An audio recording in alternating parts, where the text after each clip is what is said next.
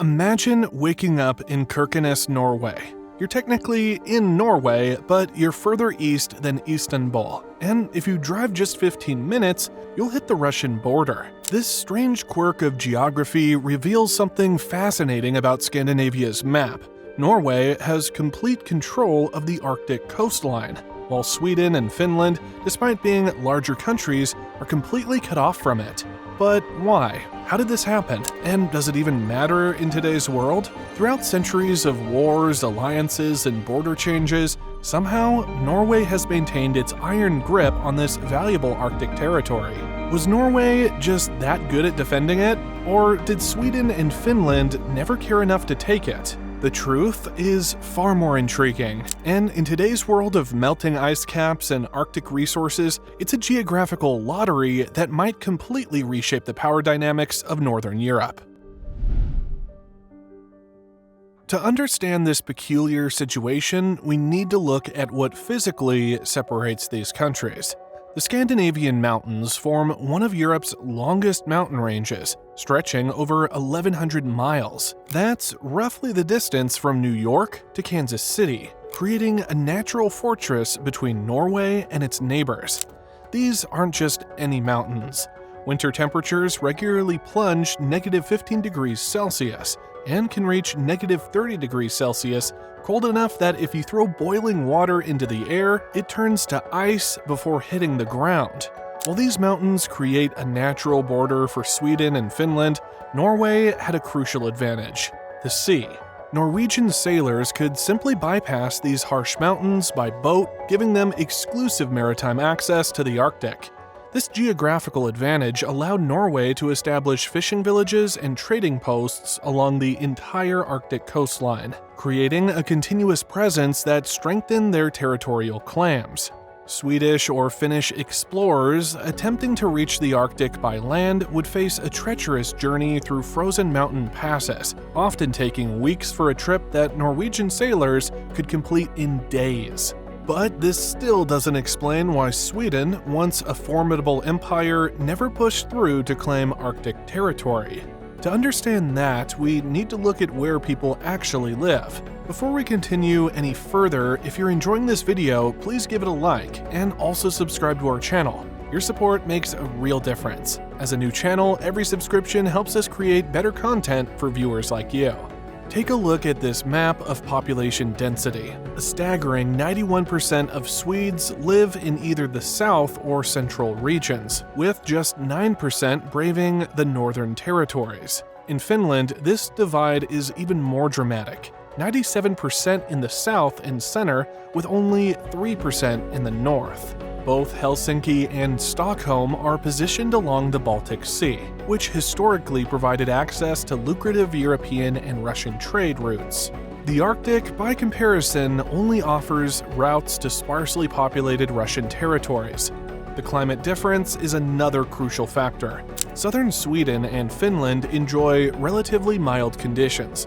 Northern areas experience extreme cold for much of the year, with winter temperatures regularly dropping below -20 degrees Celsius.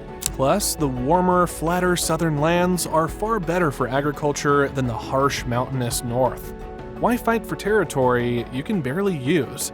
This natural population distribution reflected economic reality. The valuable resources and trade opportunities were concentrated in the south, so that's where people settled. So, while Norway maintained control of the Arctic, Sweden and Finland focused their attention elsewhere. But there was one crucial moment when Sweden desperately wanted an Arctic coastline, a missed opportunity they might regret to this day. In 1397, Norway, Denmark, and Sweden were unified under the Kalmar Union, an arrangement similar to today's United Kingdom. Sweden at this time also controlled most of modern-day Finland. But like many forced marriages between nations, tensions grew. By 1523, after years of resistance led by Gustav Vasa, Sweden broke away from the Union, turning former allies into rivals. This independence created a serious problem. If Swedish ships wanted to trade with Western Europe, they had to pass through Danish waters at a narrow strait called the Sound.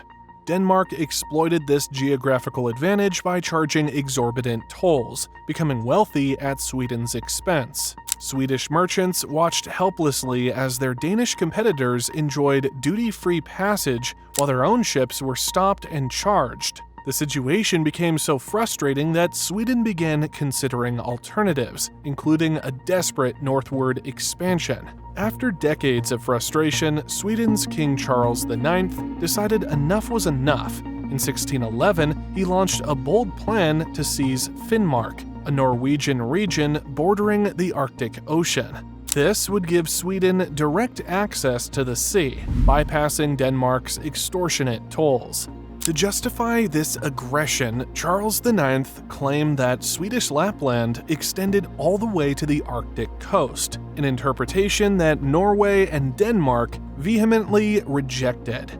Denmark and Norway immediately declared war, beginning what became known as the Kalmar War. After 2 years of fighting, Sweden was forced to abandon its Arctic ambitions, though they did secure free passage through the Sound. Sweden's dreams of Arctic access were shelved, but the borders of Scandinavia were far from settled.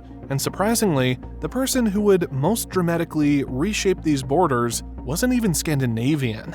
When the Napoleonic Wars erupted in the early 1800s, they sent shockwaves through Scandinavia that would permanently redraw the map.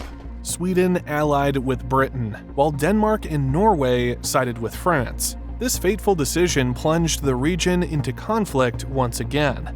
Russia took advantage of Sweden's preoccupation with Napoleon to invade and seize Finland in 1809, ending nearly 700 years of Swedish rule there. Sweden, desperate to compensate for the loss of Finland, set its sights on Norway.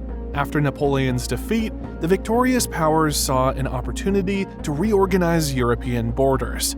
At the 1814 Treaty of Kiel, Sweden emerged victorious, forcing Denmark to surrender territory. But instead of giving up its own land, Denmark made an extraordinary decision. It handed over Norway. The Norwegians were outraged. Being traded like property between rival powers, they fiercely resisted Swedish control. Rather than accepting their fate, they declared independence and drafted their own constitution. Sweden responded by sending an army to enforce the treaty. Though Norway was militarily outmatched, they put up enough resistance to force negotiations. Eventually, a compromise was reached. Norway would technically belong to Sweden, but remain a sovereign nation with its own constitution, parliament, and borders. This personal union lasted until 1905, when rising Norwegian nationalism led to a peaceful separation. By the early 20th century, Norway finally gained full independence, establishing borders that closely resemble today's map, with one significant exception. For a brief period, it wasn't Sweden that had an Arctic coastline, but Finland. During the chaos of the Russian Revolution in the early 20th century, Finland seized its chance for independence. As the Russian Empire collapsed, Finnish nationalists declared independence in December 1917. In the subsequent Treaty of Tartu in 1920, the new Soviet Union recognized Finland's independence and even granted additional territory, including a precious slice of Arctic coastline. This region, known as Petsamo, Pechanga in Russian, gave Finland something it had never had before: a year-round ice-free port on the Arctic Ocean. The strategic significance was enormous. Finland now had a direct naval connection to the Western powers. The Finnish province of Petsamo not only provided access to the Arctic Ocean, but also contained valuable nickel deposits. Finland invested heavily in developing this region, building a seaport connected to Lapland by the ambitious Arctic Ocean Highway. The nickel mine at Kolosjoki, modern-day Nickel, Russia, was one of the largest in Europe, supplying approximately 10% of the world's nickel. This made Petsamo not just symbolically important, but economically vital to Finland's growing economy. The potential was enormous, but Finland's Arctic dream was about to be violently cut short. When World War II erupted, Finland found itself in an impossible position, fighting off Soviet invasion while watching Norway fall to Nazi Germany. Controversially, Finland allied with Germany in what they called the Continuation War, seeking to reclaim lost territories. In the decisive Petsamo-Kirkenes offensive of October 1944, Soviet forces launched a massive assault, conquering Finland's Arctic territory while simultaneously helping liberate Norway from Nazi occupation. Following the 1947 Paris Peace Agreement, Finland permanently lost Petsamo to the Soviet Union. The nickel mines that had been the pride of Finland's northern development were now firmly in Soviet hands, and Finland's brief experience as an Arctic power came to an abrupt end. With this final border adjustment, the modern map of Scandinavia was largely set, with Norway maintaining its monopoly on Arctic access, a geographical advantage that would prove increasingly valuable in decades to come. Unlike its neighbors, Norway has twice rejected joining the European Union, in 1972 and again in 1994. Why? Control over its waters. The EU's common fishery policy would force Norway to share access to its rich fishing grounds, an industry that contributes 2.3% to Norway's GDP and maintains hundreds of coastal communities. But fishing is just the beginning of Norway's maritime advantage. Out in the North Sea, Norway possesses vast oil and gas reserves, making it the fourth largest natural gas exporter in the world. Like Russia and the Gulf states, Norway wields significant influence because other nations depend on its energy exports. In 2024 alone, Norway supplied Germany with a staggering 48% of its gas, giving Oslo substantial leverage in relations with Europe's largest economy. Much of Norway's oil exploration takes place in the Barents Sea, directly north of Sweden and Finland. Had either country maintained their historical claims to Arctic territory, they might now control portions of these lucrative resources themselves.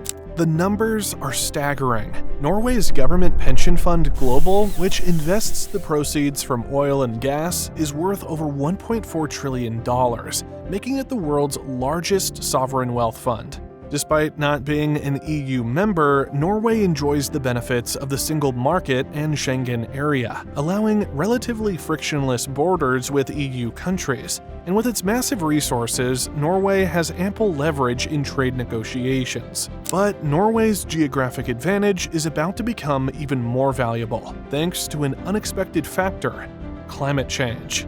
As global temperatures rise, the Arctic is warming faster than any other region on Earth, at approximately twice the global average rate. An estimated 22% of the world's undiscovered oil and gas resources lie beneath the Arctic.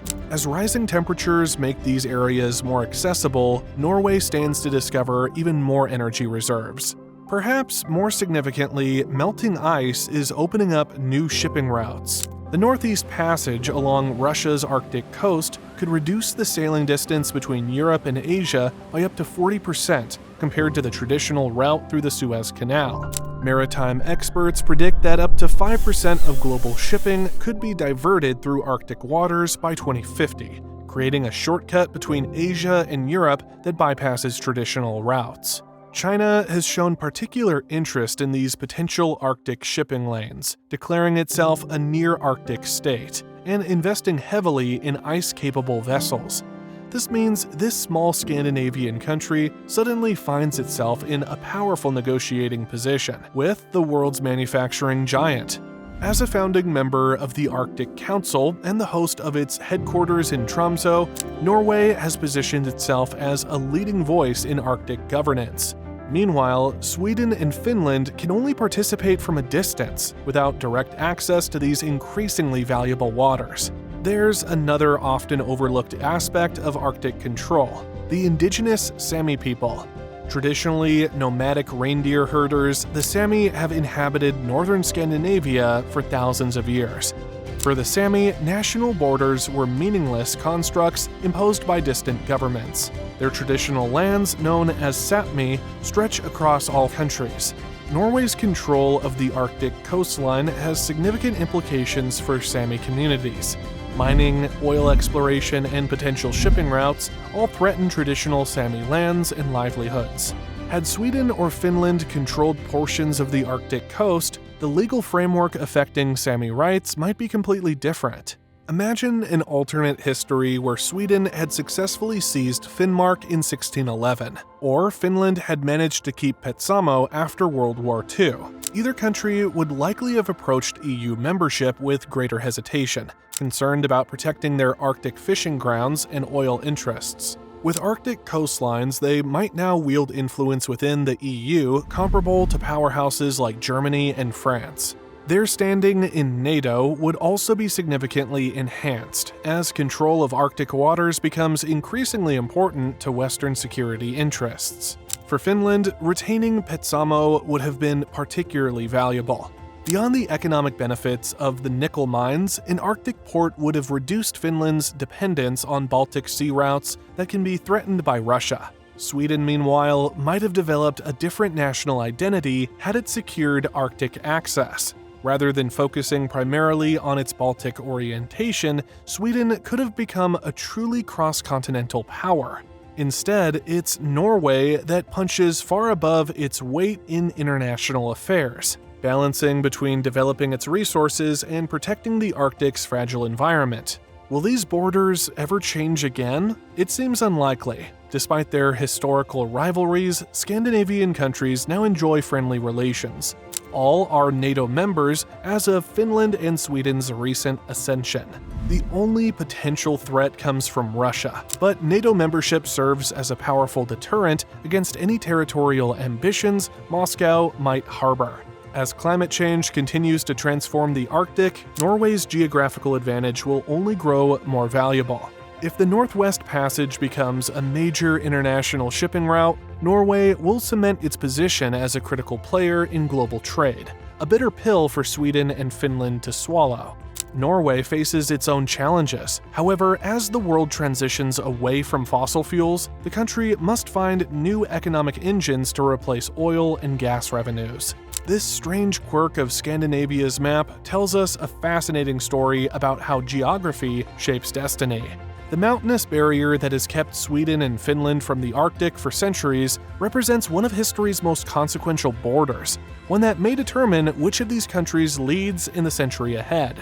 From the sound dues that prompted Sweden's failed Arctic gambit to the oil wealth that now powers Norway's economy, access to the sea has repeatedly defined the fortunes of these Nordic nations.